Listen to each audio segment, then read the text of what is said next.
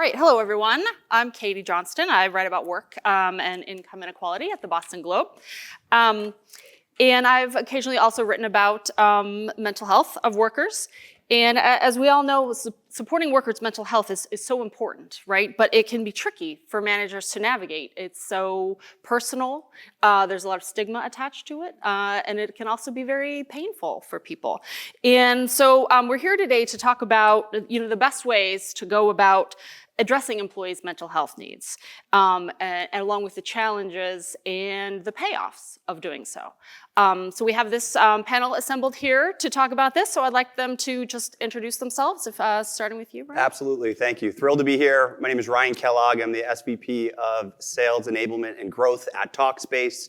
I've been with Talkspace for 2 years now. I have 15 years in the behavioral health space, and I started my career as an officer in the U.S. Army. So I have a unique perspective on mental health and really excited to share my thoughts today.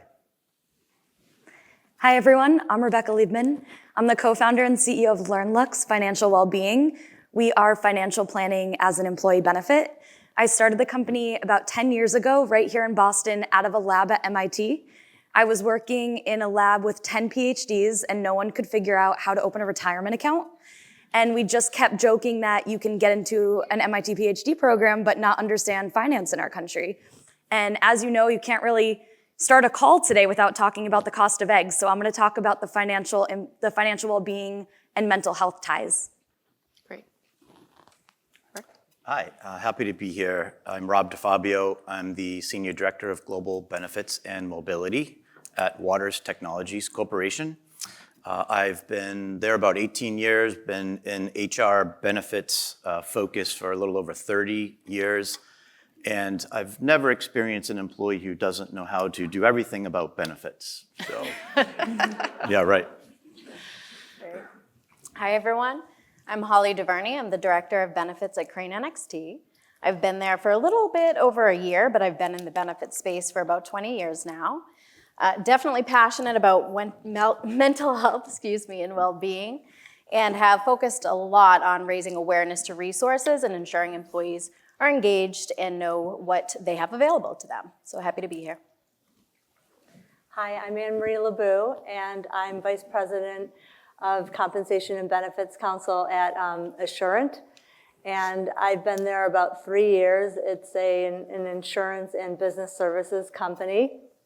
And I have been in-house at other companies as doing benefits and labor and employment prior to that. And prior to that was a litigator, always with benefits and labor and employment focus. So over the years, I've always had some mental health focus in my work, and it's something I'm passionate about, also from a personal aspect as well. So I'm really happy to be here.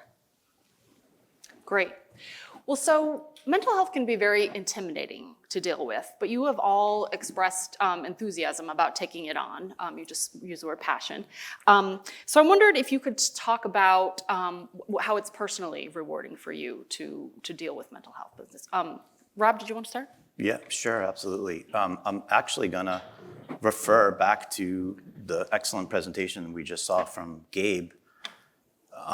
All of those examples, we all know examples like that. We know personally or professionally, and then us in our field of work at our companies, there's unfortunately plenty of people around us always that are dealing with mental health issues.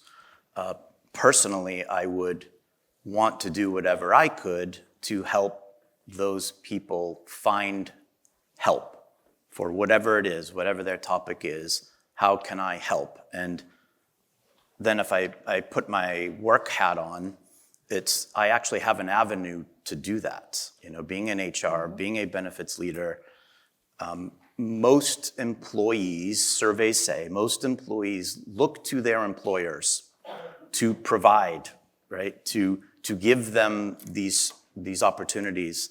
So for me, it's a win-win to be able to help an individual in need, and at the same time, it does help and benefit the company in the a happier employee or healthier employee is someone who also would be more attentive, less absenteeism, more productive at work, more motivated, just simply even more grateful for their employer for giving them tools and resources. So it's a win-win overall to me, and that's what makes me passionate about it. Yeah, great.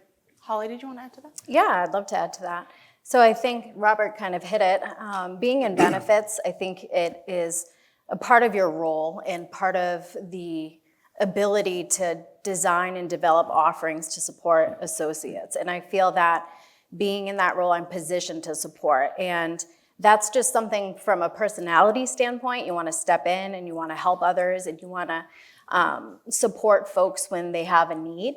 But when you're able to do so as part of your role and you can customize resources and deliver support to associates based on what you're hearing to be their need, it's a win-win, and it's something that I'm passionate about and honestly grateful that I get the opportunity to do. Yeah, great. Well, what do you all feel are the biggest obstacles for managers in responding to mental health needs, as well as overall wellness issues that workers face? Anne-Marie, do you want to start us off? I think as an attorney, my mind goes to the fact that for so many years, we've told managers, stay away from health issues, refer those back to HR. With the Americans with Disabilities Act, kind of stay away from that. HIPAA, there's all these kind of keywords that we've told them just, stay away. And now we want them to be empathetic managers. There's a push that they engage in conversations, that they ask their employees, how are you doing? And if they see a performance issue, the new push is that they ask, are you okay? But, my concern is that managers are maybe ill-equipped to deal with what then comes from those conversations. So I think it's important that we be prepared as companies to provide them the appropriate training if we're going to expect them to engage in those conversations. Mm-hmm. Yeah, right, and we do want to get to training as well. Holly, did you have something you wanted to add to that? Yeah, I think it's important too. One of the barriers, I think, or challenges that managers face is their employees too, right? They may not know the resources that are available. And so I think there's a hesitancy to jump in and to support because they just don't know where to guide.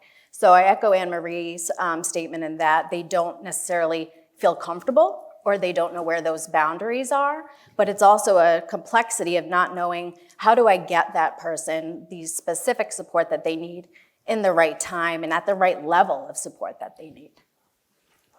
Rebecca, did you want to add something to that? Yeah.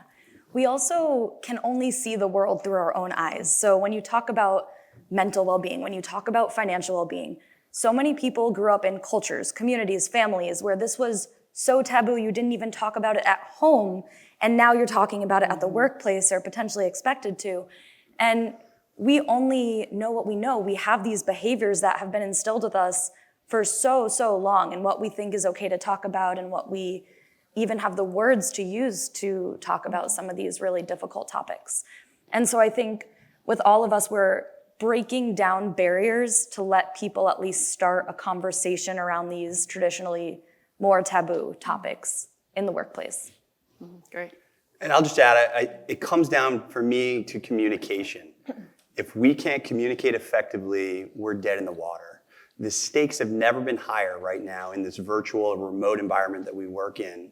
The difference between a toxic work environment and loving your job is a razor-thin margin. And this is a deeply sensitive subject. So having a plan in place to get in front of that is really critical. So I just want to acknowledge that as people leaders here, your jobs are not easy, and I do appreciate you being advocates. Well, and to talk about how to address this, the training aspect, what kind of training can you provide to managers so they know what to watch for and how to respond and the resources that they can offer? Holly, do you want to start us off? Yeah, so we may get some groans out of the room from this response, but I honestly feel, especially for that management level, if there is the ability and the technology and the resources to implement a manager's training in well-being or mental health as part of that annual training requirement, it would be the best investment. I think by doing that, you're equipping your managers, again, with those resources that they need to understand, but you're also sending a message from the top down that it's a business imperative and it's very important to the business success that everybody is able to develop their own well-being. So it's sending that message down, it's reinforcing it, and it's giving your managers, again, the reminder of the resources that exists. But then also part of that training absolutely needs to be that talk track. How do you start the conversation? When do I need to refer out to an EAP? What is that level that is crossing the lines for confidentiality and privacy? Yeah, great. Rob, did you want to add? Yeah, I love the idea of the mandatory training aspect of it. Our company is still debating that level of it. So instead, we try to weave it in where it doesn't feel mandatory and in things that the managers are attending already. So for example, we have periodic what we call people leader pop-ups. They're live Teams sessions that are a chance for the company to relay important messages to this important management team at the company. And every so often, we will weave into the agenda 20 minutes about mental health, emotional well-being, things like that. And it's a way to be helping them, giving them tips, educating them without making it feel like it's this strong, stern requirement, for their job, which is scary to anyone, especially to them. And then 2 other examples, quick ones. We also have a manager-only intranet site where we make it easy for them to find tips, suggestions, guides. And then lastly, with our EAP, it's a EAP on steroids in the sense that we do a lot of extra special things. We partner with our leadership at our EAP vendor.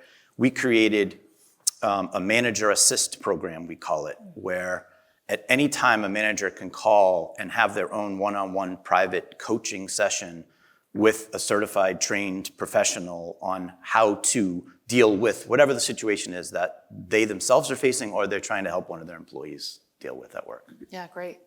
Brian, you have anything? Sure. So I look at it with both short-term and long-term tactics that you could put in place. Short-term would be trying to commit something to muscle memory, where it's part of your language bank that every people leader and employee in your organization are using each and every day. And you can do that by what we at Talkspace call mental health minutes, which are small 1 to 2 minute YouTube clips that just give that manager that mindset going into the day that mental health is continued to be part of your culture. We do it through our self-care plans. If you look at our booth, we have different self-care plans that you can use to engage and try to get critical thinking started. Long-term strategy would be different tactics that you can leverage to empower your leaders or empower people who are looking to be future leaders. We do that at Talkspace through our mental health first aid training. Mental health first aid training is something where we do a 1-day block of instruction for either frontline managers, middle managers, senior leaders, where it's a highly intensive, we have therapists there that are going through an entire day's training with the intent that you are understanding triggers, you know how to have those conversations. And following that meeting, following that training, those individuals are now force multipliers in your own workforce. And for them, it's a resume builder. It's something that they accomplish. They get a certificate. And by doing that, you're creating a culture that's generating energy around mental health. That's great. Mental health first aid. I really like that. Yeah, we do it internally for our employees, and we do it externally for our current customers and prospects as well. Yeah. And it goes over really well. That's excellent. Well, we all know that financial concerns can really, wreak havoc on mental health. If you're worried about money, it's hard to focus on work, right? So can you address the socioeconomic and demographic trends that have kind of turned this into a crisis that we really can't ignore anymore? Yeah, absolutely. We all know just how volatile things are right now because it's been a really moving conversation. But when we talk about financial well-being, there's $1.2 trillion of consumer credit card debt right now. It's the highest it's ever been, $1.2 trillion of consumer credit card debt in America, which just shows that people can't live day to day.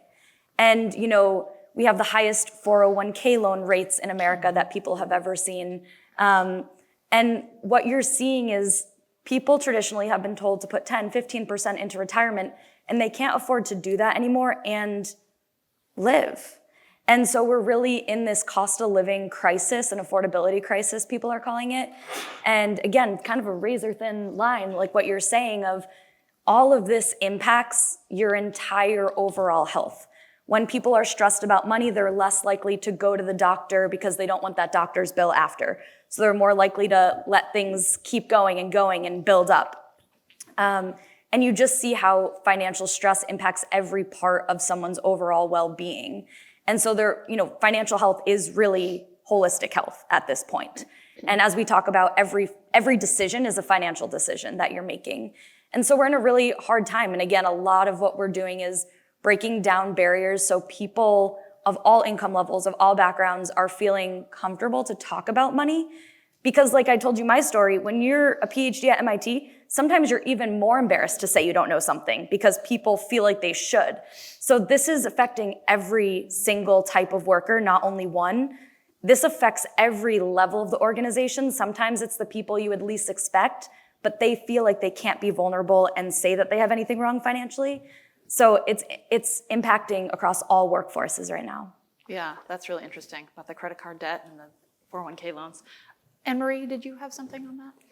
Yeah, I think that the statistics that Rebecca shared, they're not surprising, and yet every time you hear them, they're shocking, right? And I think they reinforce that interconnection between physical well-being and your mental health of your employees, and how with what they're dealing with, they can't be fully present at work. It's just, it's not a surprise. And how, before I think our focus on benefits offering was attracting and retaining talent. And now we have to sort of broaden that, and we have to think about it more holistically in terms of allowing employees to be fully present at work, and to not be thinking about, oh my God, how can I go buy groceries after work? How can I make my car payment? How can I whatever? And so it's benefits supporting the needs of the business by allowing talent to perform to support the business. Mm-hmm. Okay, great. Well, so how can company leaders and top executives help motivate managers to be more accountable for the well-being of their workers, as well as being more responsible for worker engagement? That's a lot to ask, right? Ryan, did you have thoughts on that? I sure do. So to me, it starts with the top down, right? So senior leadership, they need to project the culture of wellness and mental health. But I'm also a realist, and many of you in the room are probably wondering or thinking, well, I don't necessarily have that, or I really try to beat the drum, but it doesn't necessarily take shape. So my thoughts would be, find your people. Find those individuals within your organization that are going to be those force multipliers, and work with them. To me, it's, I keep saying middle management, but I think about that employee that is on deck to be a manager, that is chomping at the bit to take over, but wants something now. There's some void in their employment. And if you don't pay attention to it, there goes your attrition and your turnover. I recently had a sales rep leave, and she was great. And I asked her, why did you make this decision? And I wish you the best of luck, and I'm very happy for you. And she said, I struggled to see my path. Although every quarter we had performance reviews, we would talk about what the next step in her career would be. But I wasn't challenging her enough at that moment to scratch that itch. I look at mental health as an opportunity to not only empower someone in your organization to talk about it and present on it, but also get the word out and create that culture. But those are all words. You have to have a plan in place. So I know this conference is called From Day One. Something we do at Talkspace for every customer that we work with on day one, it's our onboarding or kickoff call. But to me, that starts the 365-day countdown until we need to have a different conversation about whether our relationship is going to continue. So from day one, we begin your plan, 365-day plan, to drive engagement, to drive utilization. We institute train the trainer events. We work with employees to help them develop their talk track when speaking to individuals. We use our marketing collateral to get the word out. Gabe, I don't know if he's in the room, but Gabe just said as we're walking in, if you don't know about it, it's not there. So you have to over-communicate and make sure people are empowered to speak about it. Well, and that's interesting. You see mental health also as a challenge for workers just to feel motivated and engaged in their job. That's all part of mental health too, right? I think so. Yeah, that's an interesting way to look at it. Holly, did you have something you wanted to add on about leadership? Yeah, I wanted to add something about the accountability piece. So I think oftentimes we may lose some ground when we try to hold managers accountable for their employee and their team's well-being. Because well-being is deeply personal. There's multiple pillars as part of well-being. And no individual person is going to follow or have priorities pop up within well-being at the same exact time, nor is it predictable. And so I think a way that we can have managers become engaged and have them support their employees is less about being accountable for their employees' well-being and mental health, but more about making them accountable of doing those check-ins, doing the voice of the customer and collecting the voice of the customer, giving the managers resources to then act on what they're hearing, right? So show flexibility within your teams and understand what are those gives and takes to make sure that employees do feel supported and can come to you. And I think one of the biggest things managers can do from that accountability for engagement piece is being proactive, trying to anticipate needs, right? At my last employer, we always used to say, your lives don't end when you walk in our doors, right? It's gonna continuously, you're gonna bring in the stress from the morning commute into your job. You're gonna have, those things that bubble up throughout the day that impact your job. And so if you create that environment as a manager to have that open door policy and to be anticipate challenges and how you'll react to them, I think you create that environment where employees are accountable for their own well-being, which I think is really the end goal. Yeah, I suppose it would be easier if it really was like Severance when you did leave your life at the door, right? Right. But it's probably better that it's not that way. I like what you just said about accountability. I look at accountability and the word ownership as not interchangeable, but relatable. Accountability can sometimes feel like, oh, I got to hold myself accountable to something. It's hard. But as people leaders, how do we create an environment where someone wants to take ownership, extreme ownership of something? By doing that, they start to hold themselves accountable, and it's not up to us to crack a whip to get people to do it. Right, and so dealing with workers' mental health is also, there are a lot of boundaries, right? It's a very private issue, and there are certain lines that you need to respect and not cross. Can you all talk about, how you respect that and how you provide guidelines for managers to learn how to navigate where they can go and where they shouldn't go? Anne-Marie, did you want to start with that? I mean, I think, again, it's just, this is the thing, and my company is sort of like along where Rob's is, where we're thinking about training and, how Holly said about like whether it should be mandatory and how we roll it out. It'll probably be top down, which is what makes sense. We'll probably train our leadership first, but like what that should look like. Because it's difficult. I think the ADA always comes into play first because of the prong where considering someone disabled, that's always, what the fear is that if a manager sort of with the best of intent goes into a conversation that, maybe they go too far and then the employee feels like maybe they consider them sort of disabled. I remember years ago, an employee with cancer, they disclose that to their manager, and then the manager, with the best of intent, even though this is very cringeworthy, they put an article on the employee's chair that talked about chemo brain, and the employee was very, just what? And that could have, it was all resolved, it was all talked out. But there's just so many, it's just a minefield. So it's, these aren't easy situations, even with everyone going into it with the best of intent. Sure, yeah. Do you want to add to that? Oh, go ahead. We find the same thing with money. Most people are not going to tell their coworker or their manager that they're in $20,000 of credit card debt. 83% of US households are living in debt right now, so it is most people. And so most people just aren't telling you. Most people are keeping a credit card balance. Most people have student debt or medical debt. They're dealing with something, and they're not going to brag about it at work. I think that's what's really nice about having just a third-party partner to do all this.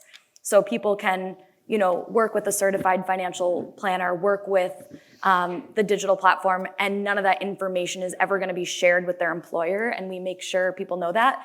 I think with money, you can't expect that an employee is going to share a lot of information with someone they work with every day. So again, it's a lot of manager training and champions programs to make sure people know what they have access to, but then making sure that the employees know this is something to help you, but no information will ever be shared with your employer, because that does really prohibit people from getting the help they need. Mm-hmm. Yeah, exactly.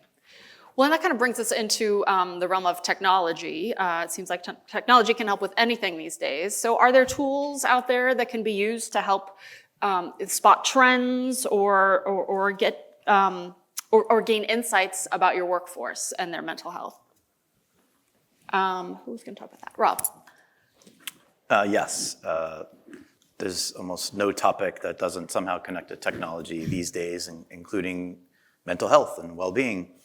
So for us, I'll start off with connecting to the first presenter today, who I really liked her explanation of, at her company, they have a very holistic, a very broad approach of all kinds of programs and services to help their wide range of employees, right? She said, someone new, young out of college, to even a new hire at age 63.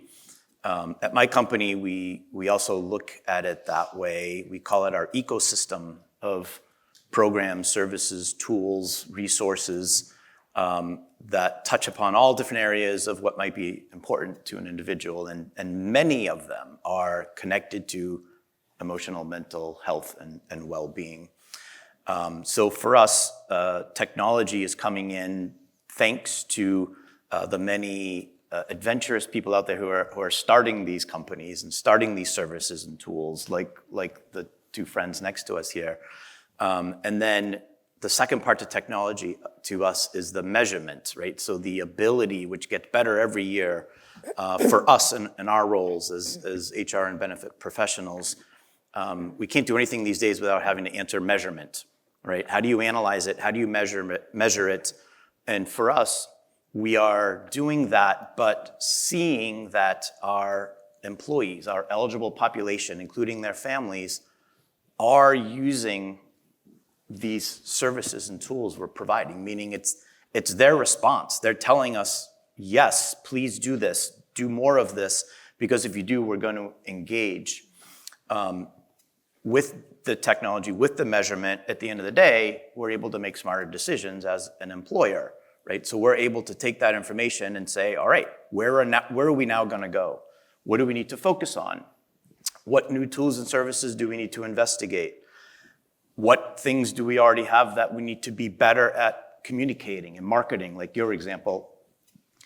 Something is not helpful if our people don't know that it exists. So easy access and use and constant availability is what we try to always have be part of the criteria when we're bringing in new technologies. Mm-hmm. Brian, you want to talk about that? Sure. I agree. I think data empowers you to make really good decisions. Without it, we're kind of in the dark, right? So we have the ability, obviously through a virtual services, to provide that data. At Talkspace, we do it in two forms, one of which is how do we measure utilization and engagement? So if you're leveraging a virtual mental health service, you want to show that someone is actually using it, but who is using it? And then understanding who's using it, how can you pivot to those that may not? Understanding gender, age, demographic, area of the country, so you can see where some of the gaps in your marketing strategies might be, or where there may be hesitance in certain departments to leverage the service. The other aspect, to me, is the most important aspect, and that's measuring your clinical assessment. So whether someone's using a tool or not is fine, but is it actually working is what the outcome means to you. So gauging the clinical assessment, whether or not your company is rating high on anxiety, depression, work-life balance, relationships, understanding where you sit to a benchmark, I think is really important. And important information for you to understand with your other benefits. Are they having an impact? And then leveraging a group where you could surge specific marketing tools towards those hotspots. Let's say anxiety was a reoccurring theme at your organization. There could be recent things going on at your organization that are driving that. How do we take marketing tools like a customized webinar or self-care tools to address that population? And then is it working? A quarter later, is that number going down? Is it going up? What are we not doing? I think those are really healthy discussions to have internally in any organization. And do you find that some workplace leaders don't want to know? Like, I imagine that's opening a whole Pandora's box, right? To find out your workers are anxious and depressed, that gives you a lot more responsibility to do something about it, right? Absolutely. It's just like anything else. I know when my email box starts to grow, I start to look away and I avoid. Sometimes that's the same way with data like that. But that's even more why you want to have reoccurring conversations and make it part of your culture. Think of that 365-day plan I talked about. If you're doing that and you have regular check-ins, that email box isn't growing and people aren't avoiding, they're listening. And back to your motivation question, if you start to see progress, all of a sudden that snowball starts to grow and roll downhill and you get better and better. So starting somewhere is important. Mm-hmm. Right. Usually this type of data isn't known to you until you bring in another partner vendor who's showing you mental health data, who's showing you financial well-being data.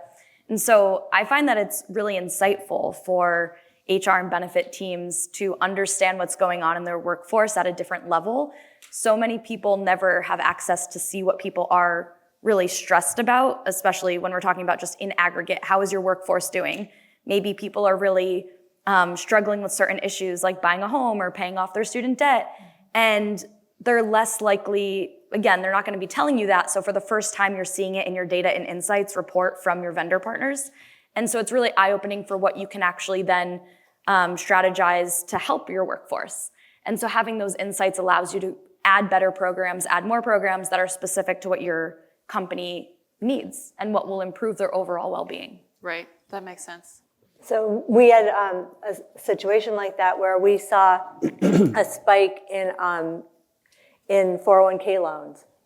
And that sort of caused us to, we realized, we of course knew, but it made us really realize that we had had a change in our workforce, that we had gone from primarily white collar to frontline workers. We were historically a primarily P&C insurance company, but we were doing more and more fee-for-service. And with that, we had these device care centers. We also had more customer care centers. And so we had gone to 63% frontline workers. And so we had this surge in 401k loans. We started kind of digging into that. We went down to the device care centers and we were talking to employees about benefits offerings and the loans, and that caused us to then realize that there was another situation going on, which is that we have a really, really generous PTO offering, which most of our employees love and value. But you know what? Not the DCC employees. What they want is more cash. So we're actually running pilots of different incentive plan offerings, bonus plan offerings that, we give less holiday PTO offerings and more cash opportunities, because what they want to do is they want to pay off cars, buy cars, save for houses, things like that. So it's like, it just was really eye-opening to have the data led us to a much broader conversation and is allowing us to sort of experiment in that area. Yeah, that's fascinating. Well, so as people go through life, they have different stresses in different parts of their life. So what are some of the more dramatic types of stress on the workforce that you guys see, and how can managers respond to it without stereotyping people? Rebecca, did you want to start? Yeah, I think the most interesting thing about finance is you really can't stereotype people. This is something that impacts everyone in different ways, and you might just have assumptions about people and never know their behaviors around money or their thoughts around money. Today, 46% of people making six figures are still living paycheck to paycheck. So I think there's a big narrative that only people who make a certain amount of money need this support. It's truly everyone. Just because you make money, it doesn't mean you know what to do with it. It doesn't mean you have the right behaviors in place. And sometimes, especially in a city like Boston, lifestyle creep just sneaks up on you, and people make more money and they spend more money and it never stops. And people think they don't need to make a budget because they're making a certain amount of money, but almost everything starts with cash flow. And a lot of what's been created in the financial system was created for one type of person, and that's not really who exists anymore. We have people, there's someone, I'm so lucky that members write into me every day and tell me how LearnLux changed their life, and it's people who are gonna have their car repossessed next week and they had no one to talk to except for a LearnLux planner. And I just had this woman reach out to me, and she's 55 and got divorced, and she set up a call with a planner, and she's just rebuilding her entire financial life. She never made any financial decision on her own. She met with a planner, and when she joined the call, she was actually so scared. She was like, wait, maybe I don't want to do this. I've never talked about money. I've never had to make a decision on my own. And she's rebuilding everything midlife, starting conversations that maybe traditional financial services would say, you're having that conversation at 20. You can't attach an age to a financial decision anymore. People are doing everything at all stages of life, and that's what's so interesting about financial well-being. People used to say, you turn this age and now this is what you get. That's not the world anymore. Right, yeah, that's interesting. Holly, did you have something on that? Yeah, I think, financial well-being is certainly something everybody experiences, or financial hardship, making major purchases, paying off school loans. I think what's interesting from a manager's perspective is, again, there is no timeline, so things happen when they happen. But some of the things that we experience, our employees experience, and again, back to my earlier comment, it doesn't just stop when they log in or they come into the office, is, you could be going through welcoming a new baby, right? You can be going through the loss of a loved one. You could be experiencing a relocation and a move. So all of these things have an impact on your day-to-day work. And I think an important thing for managers to do without any bias and without making any assumptions is to leave that assumption at the door. It's to create that open conversation and relationship with employees. It's to ask questions. What do you need? How can I support you? And have the employees kind of lead you on that journey of what could be the right level of support, how they will need you to guide them on that path and that journey through that experience that they're experiencing. But I think just leaving your own biases aside and leaving your own judgments aside, and most importantly, probably going into it with assuming positive intent, right? Nobody's showing up probably intentionally grumpy. Nobody's trying to be combative in a meeting or in a conversation, but recognizing that people go through things. Their lives don't stop when they come through, I think is probably something all managers need to keep in their back pocket. Mm-hmm. Great.